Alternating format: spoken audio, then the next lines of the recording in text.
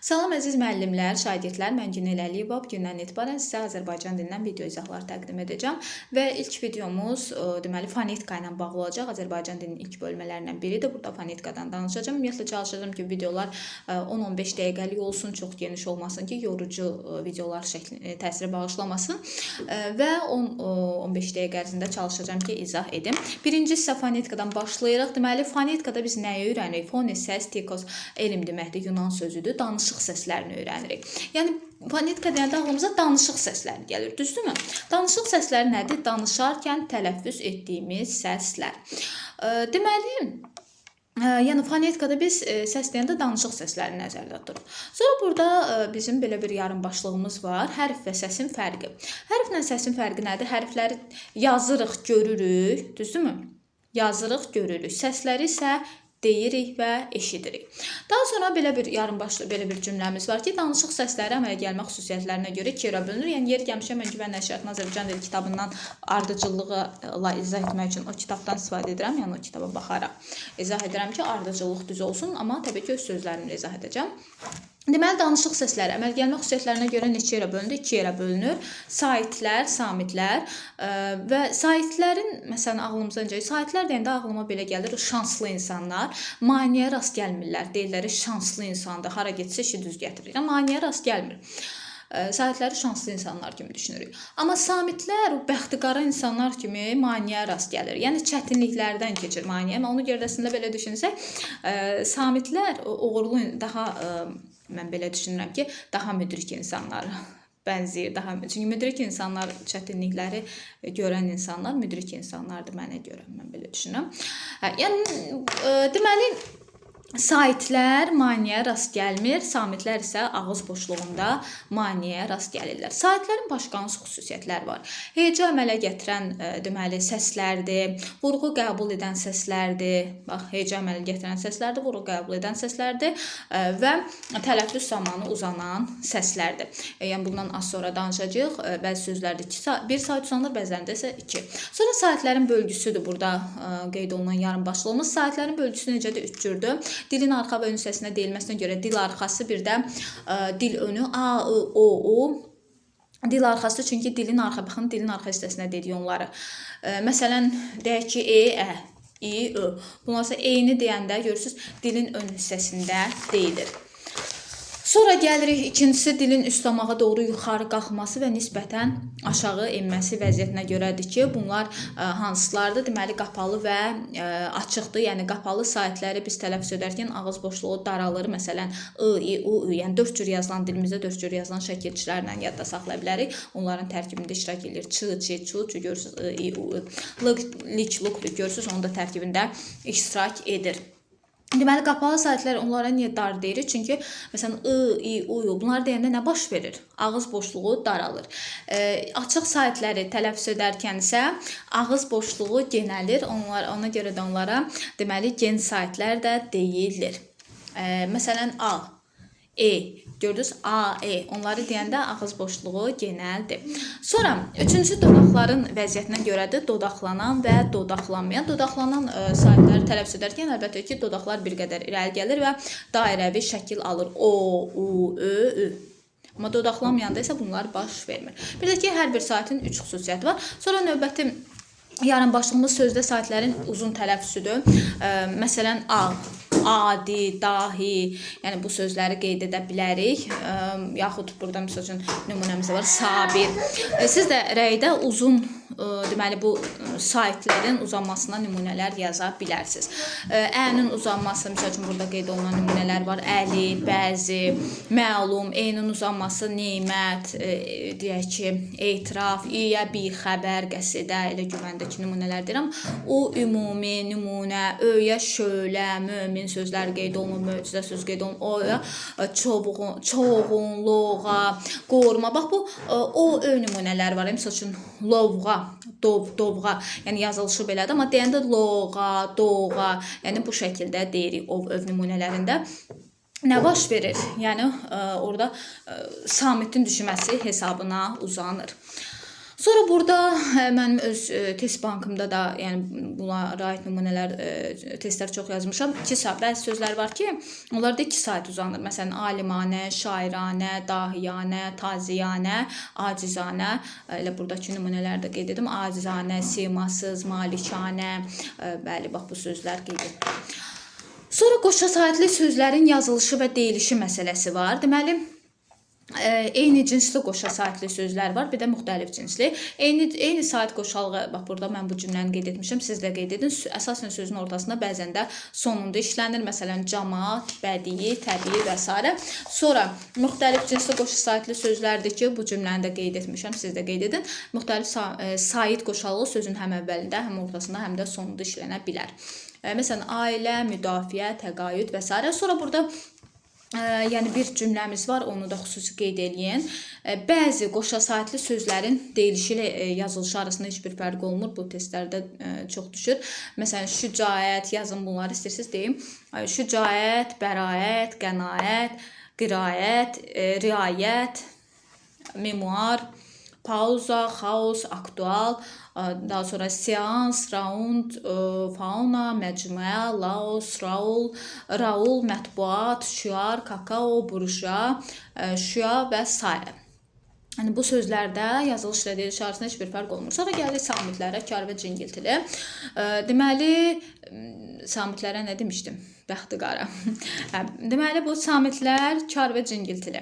Kar samitlər küydən əmələ gəlir, yəni belə deyək də, maniyədən əmələ gəlir. Cingiltili samitlər isə yəni, tələffüz edərkən səs telləri iştirak edir.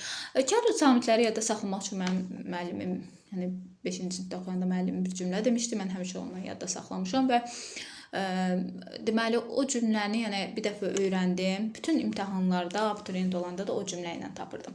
Kar samitləri yadda saxlamaq üçün belə bir cümlə var. Pəri xala səhər tezdən fərmaşı çıxarıb şəhər kənarına hazırlaşdı.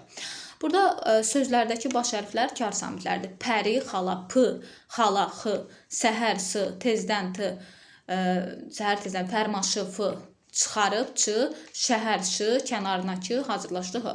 Yəni, buradakı sözlərin baş hərfləri kar samitlərdir də, əlbəttə ki, yerdə qalanlar da cingiltilidir. Sonra burada burun samitlər var. M, n, m, n. Yəni, m, n, görürsünüz, m, n. Onları tələffüz edərkən ha vaxtına əsasən burun boşluğundan çıxır. Ona görə onlara burun samitlər deyirik. Sonra elemini, er nədir? Sonordur. Yəni, bu cingiltili samitlərin kar qarşılığı yoxdur. H kar samitinin isə cingiltili qarşılığı yoxdur. Sonra burada qeyd olunub dilimizdə 23 samit səsi ifadə edən hərf, 25 samit səs var. Samit səslərdən 14-ü cingiltili, 11-i isə kardır. Bu da o k məsələsi var. K, k, yəni bu x-ştrix səsləri bununla bağlıdır. Məsələn, bank orada üstündə, elə ki, k səsinin üstündə bir dənə işarə olur, ştrix. Nöqtə, məsələn, nöqtə, kəpənək, bir də çiçəkdə çiçək deyirik də. Yəni, x-ştrix, y-h səsini verir, çiçək, çiçək, çiçək. Sonra qoşa samitli sözlərin yazılışı və deyilişidir. Xırdalıqlarımızdır bunlar. Eyni cinsli qoşa samitli sözlər var. Mən baxın bunu da qeyd etmişəm, siz də qeyd edin. Eyni samit qoşalığı sözün həm ortasında, həm də sonunda işlənir. Mən buna aid bir cümlə yazmışam. Sizə deyim ki, yəni Azərbaycan dilində qızıl qaydalar çalışıram ki, deyim, belə asan yollarla, yorucu olmadan izah edim. Məsəl üçün, eyni cinsli qoşa samitli sözlərin o sözün ortasında, sonunda işlənməsinə aid bir cümlə yazmışam. Sözün ortasında və sonunda işlənir. Samit eyni sözü həm tədbirin ortasında, həm də sonunda dedi. Yəni, bu cümləni yadınızda saxlaya bilərsiniz. Samit eyni sözü sözün həm ortasında, həm də sonunda dedi. Deməli, bu eyni cinsli qoşa samitli sözlərin, yəni sözün ortasında və sonunda işlənməsinə bir, belə deyim ki, qaydadır. Onu yadda saxlamaq üçün. Cabbar, məsələn, burada sözün ortasında işlənib də bu, bu. Xəttdə isə sonunda işlənib. Sonra burada əsas qeydlərimizdən biri, bunu da mütləq qeyd edin, buna da aid qızıl qaydamız var. Qoşa p ilə yazılanlar necə tələffüz olunur? P, b şəklində. Mən ona da bir, belə deyim, qeyd deyirəm. Pəri bulağı. İmtahanda p, 2 dənə p-nın necə deyilməsi yadınızdan çıxıbsa, pəri bulağın söz birləşməsini bir dəfə öyrənib yadınızda saxlaya bilərsiniz. Məsələn, pəri bulağı, yəni p bu olur o deməkdir ki, hoppanmaq yazılır, hoppanmaq deyilir. Sonra qoşa k ilə yazılanlar küləkli gecə söz birləşməsi ilə yadda saxlaya bilərsiniz. Yəni k. Qoşa k ilə yazılanlar, məsələn, mütəkkə, mütəkkə. Sonra qoşa t ilə yazılanlar, ona nümunə yazmışam, təntənəli düyün. Elə ki, qoşa t olanda t, d olur. Təntənəli düyün söz birləşməsi ilə də yadda saxlaya bilərsiniz. Onları necə deyilməsin? Qoşa t ilə yazılanlar hətta yazılır, hətta yazılır, hətta deyilir. Belə sonra burada müxtəlif cinsli qoşa samitli sözlər ki, sözün həm əvvəlində, həm ortasında, həm də sonunda işlənir. Məsələn, buradakı nümunələr deyə bilərik. Sürüşkən, istiqamət, ixtira, itkin. Sonra bir qeyddə bunda deyim ki, söz ortasına n hərfi b, m hərflərindən əvvəl gələndə m səsi kimi tələffüz olunur. Məsələn, şənbə yazılır, şənbə deyilir. Günbəz yazılır, günbəz deyilir. Dinməz, dinməz, yaman dinməz qızdır. Sonra q hərfi söz ortasına kar samitdən əvvəl gələrsə, k kimi, cingiltili samitdən əvvəl gələrsə, q kimi deyir. Məsələn, nöqsan yazılır, nöqsan. Maqnit, təqsir, təqsir. Söz ortasına k hərfi samitdən əvvəl gələrsə, əsasən qoşucuq kimi tələffüz olunur. Sonra sonu eyni cinsli qoşu samitlərdən sözcüklərinin yazılışıdır. Məsələn, fən yazılır, samitlə başlayan şəkilçi artıranda necə olur? Fənlər. Yəni n-nın biri düşür. Sonra haqq sözündə samitdən başlayan gəldi, yenə haqlı samitin biri düşdü. Hüsnxət desək, dəstxət desək, yəni birinci tərəfi mürəkkəb sözlərin birinci tərəfi olduqda söz kökündəki qoşu hərflər deməli olduğu kimi qalır. Dəstxət, hüsnxət. Daha doğrusu mürəkkəb söz, mən onu qeyd etmədim. Bu tip deməli sözlərin mürəkkəb sözün birinci tərəfi olduqda söz kökündəki qoşu hərflər olduğu kimi qalır. Məsələn, haqq, nahaq. Əgər mürəkkəb haqq, nahaq deyək ki, mürəkkəb sözün birinci tərəfdə haqda qının ikisi olduğu kimi qalıb. Külli cahan. Amma mürəkkəb sözün ikinci tərəfi olduqda söz kökündəki qoşu hərflərdən biri yazılmır. Bayaq dediyim buydu. Məsələn, rəsm xət. Mürəkkəb sözün birinci tərəfidir. Dəstxət, hüsnxət orada biri düşüb. Sonra sonu müxtəlif cinsli qoşa samitlərdən sözcüklərin yazılışı və deyilişdə rəhim, sehir, qəsib, məkir, nəbiz, həbs, sədir, mətin və s. Yəni ərəb mənşəli. Zülm sözündən məsəl üçün şəkil çıxartırsaq, samitlə başlayan zülmlə. Zülmlə, elə ki, zülmlə, daha doğrusu zülmlə. Zülmlə yazılışı. Onu deyəndə zülmlə. Onu əlindən kitabı zülmlə aldım. Yaxud zəhmli, zəhmli yazılır, amma zəhimli deyirik də, düzdür. Bax bunlar. Sonra hökümlü sözü h, ö, k, m, l, ü. Amma deyəndə hökümlü, yəni ü artırırıq. Sonra burada sözlərin sonunda cingiltili samitlərin yazılışı və tələffüzüdür. Bu da düşür. Bunu da qeyd edim. Sonu b, d, g, c ilə hərfi ilə bitən sözlər tək işləndikdə tələffüzdə son hərflər karlaşır. Bax bunu qeyd edin. Nümunəni də yaza bilərsiniz. Məsələn, səhəng, corab, bulud. Sonu b, d, g, c ilə bitən sözlər rəsamitlə başlanan şəkil çıxartırdıqda həmin hərflər tələffüzdə karlaşır. Məsələn, qənddan yazılır, qənddan. Kəndlər, kəndlər. Sonu b, d, g, c ilə bitən sözlərə saitlə başlanan şəkil çıxartırlarsa, həmin hərflər olduğu kimi tələffüz olunur. Məsələn, qanada, qanada, kitaba, kitaba. Sonu b, d, g, c ilə bitən sözlər söz birləşməsinin işlən basılı tərəf olduqda onlardan sonra gələn söz samitlə başlayarsa, həmin səslər kar kimi, saitlə başlayarsa, olduğu kimi tələffüz olunur. Məsələn, bulud topası, bulud topası yazılır, bulut topası deyilir. Şabalıd ağacı, şabalıd ağacı. Sonra bir də ki, sonu q və k ilə bitən çox hecalı sözlərin yazılışı və tələffüzüdür. Yəni burada vacib məqamlardan biri də birinci hissəmizdə. Məsəl üçün, otaq, otaq deyilir, qonaq, qonaq, çiyələk, çiyələk. Yəni o bayaq dediyim xışdıq, yılğı səsini verir. Çörək, çörəyə məsələn saitlə başlanan şəkil çıxartırsaq, deyək ki, çörəyin, çörək, çörəyin, köynək, köynəyin. Sonra uçuq sökük sözündə uçuq sökük olacaq deyilişi, otaq qapısı, otaq qapısı. Belə qonaq otağı, qonaq otağı. Sonra bir də ki, q və k hərfləri bəzi sözlərdə tələffüzdə k və k kimi tələffüz olunur. Şərik, şəfəq, yəni şəfəq yazılır, şəfəq deyilir. Malik, malik, natiq, natiq uzanır.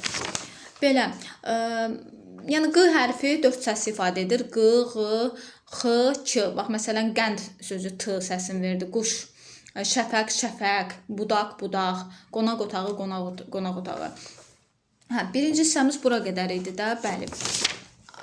Qanlı əlifba Hə, yox, ahəng qanunu əlifbada birinci hissədədir. Mən ona görə onda deyim. Hə, ahəng qanunu da bilirik ki, sözdə qanun və incə saatlərin bir-birini izləməsidir.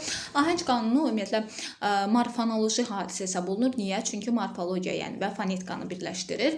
Elə bil ki, belə deyək də, məsələn deyirəm ki, kitablar demirik ki, düzdür?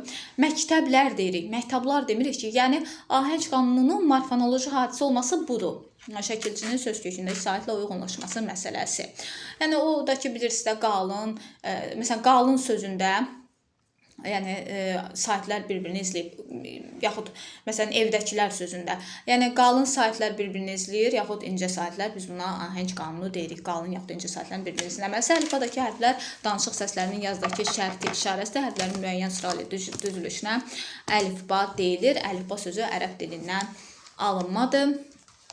Azərbaycan əlifbasında 32 hərf var. I və Ğ hərfləri ilə söz başlamır. Belə. Hə, bu da əlifbamız.